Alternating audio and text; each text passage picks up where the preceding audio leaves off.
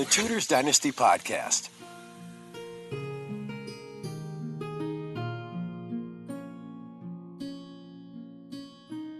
Hello, and welcome back to the mini-series based on the memoirs of the court of Queen Elizabeth. Welcome to part 3.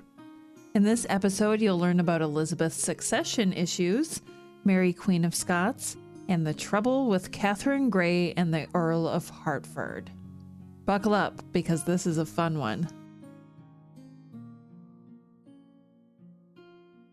The situation of Elizabeth, amid its many difficulties, presented none so perplexing, in which the opinions of her most prudent counselors were so much divided on the best mode of obviating, as those arising out of the doubt and confusion in which the right of succession was still involved.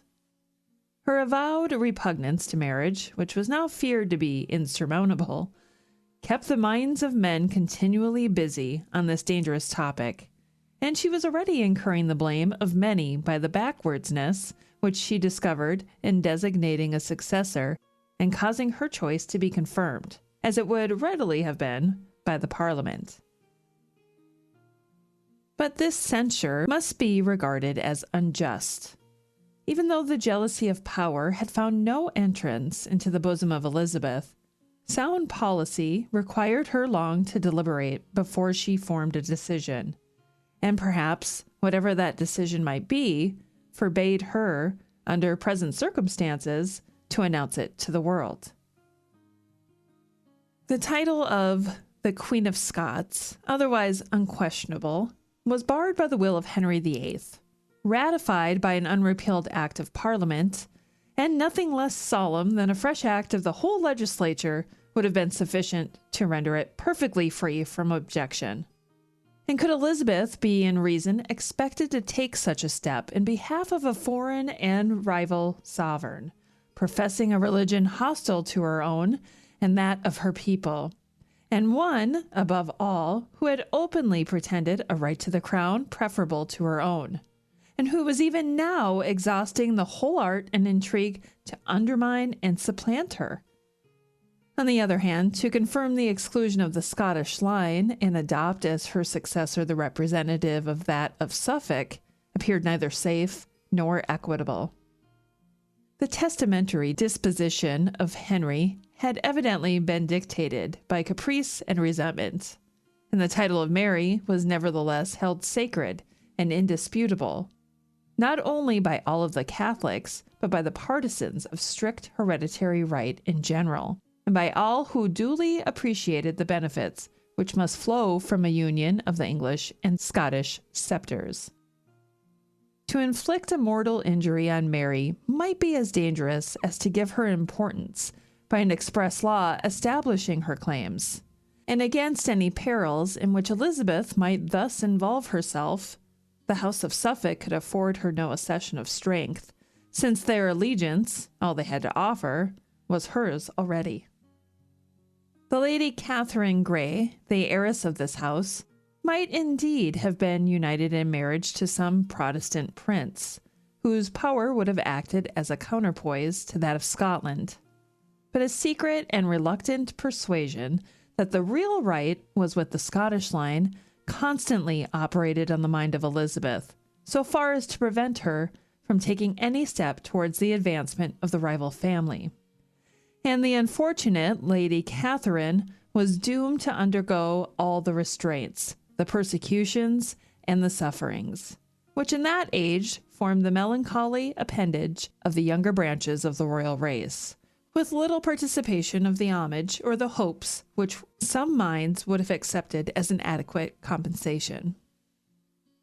It will be remembered that the hand of this high-born lady was given to Lord Herbert, son of the Earl of Pembroke, on the same day that Guildford Dudley fatally received that of her elder sister, the Lady Jane, and that on the accession of Mary, this short-lived and perhaps uncompleted union had been dissolved at the instance of the politic father of Lord Herbert. From this time, Lady Catherine had remained in neglect and obscurity till the year 1560, when information of her having formed a private connection with the Earl of Hertford, son of the Protector Somerset, reached the ears of Elizabeth. The lady, on being questioned, confessed her pregnancy, declaring herself at the same time to be the lawful wife of the Earl. Her degree of relationship to the Queen was not so near as to render her marriage without royal consent illegal. Yet, by a stretch of authority familiar to the Tudors, she was immediately sent prisoner to the Tower. Hertford, in the meantime, was summoned to produce evidence of the marriage by a certain day before special commissioners named by Her Majesty, from whose decision no appeal was to lie. He was at this time in France, and so early a day was designedly fixed for his answer, that he found it impractical to collect his proofs in time, and to the Tower he also was committed, as the seducer of a maiden of royal blood. The child of which the Countess of Hertford was delivered soon after her committal was regarded as illegitimate, and she was doomed to expiate her pretended misconduct by a further imprisonment at the arbitrary pleasure of the Queen. The birth of a second child, the fruit of stolen meetings between the captive pair, aggravated in the jealous eyes of Elizabeth their common guilt. The lieutenant of the Tower, named Warner, lost his place for permitting or conniving at their interviews, and Hertford was sentenced in the Star Chamber to a fine of £15,000 for the double offense of vitiating a female of the royal blood and of breaking his prison to renew his offense. It might somewhat console this persecuted pair, under all their sufferings, to learn how unanimously the public voice was in their favor. No one doubted that they were lawfully married, a fact which was afterwards fully established, and it was asked by what right or on what principle Her Majesty presumed to keep asunder those whom God had joined. Words ran so high on this subject after the sentence of the Star Chamber that some alarmists in the Privy Chamber urged the necessity of inflicting still severer punishment on the Earl, and of intimidating the talkers by strong measures. The further consequences of this affair to persons high in Her Majesty's confidence will be related hereafter.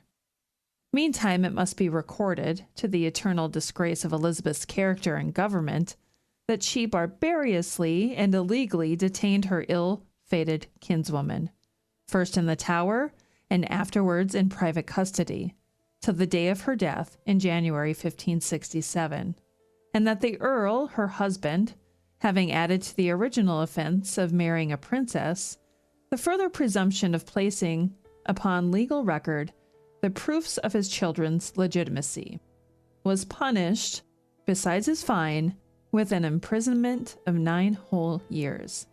So much of the jealous spirit of her grandfather still survived in the bosom of this last of the Tudors. And that's where we'll end part 3 of this series.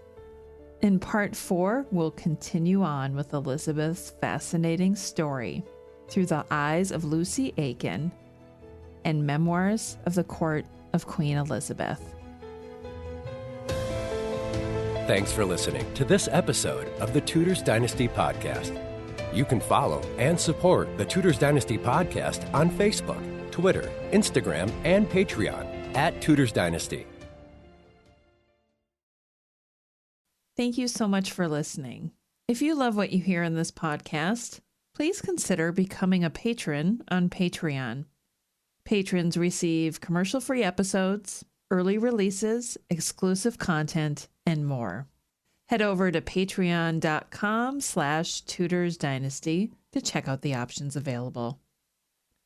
It's October, and that means holiday shopping season is either here or coming soon, depending on who you are. I've already purchased 3 gifts and have utterly shocked myself by doing so early.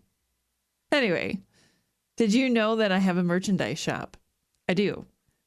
What you'll find there is all different kinds of Tudor and history designs. So stay tuned for some holiday discounts coming soon. You'll find a link to my shop in the show notes. This is the first opportunity that I have had to thank the patrons that I gained over the summer up until now. I'd like to give a big shout out to Lauren W., Jenny T., Florence T., Laura W., Karen B., Sabrina C., David P., Lana G., Ricky M., Mary Beth C., Athena C., Sarah Ann, Aaron K., Olivia H., Loretta B., Lee W., Jody W., Susan W., K., Wanda P., and Andrea S. Thank you so much, you guys, for becoming patrons over my break or recently. I truly, seriously, sincerely thank you and appreciate your support.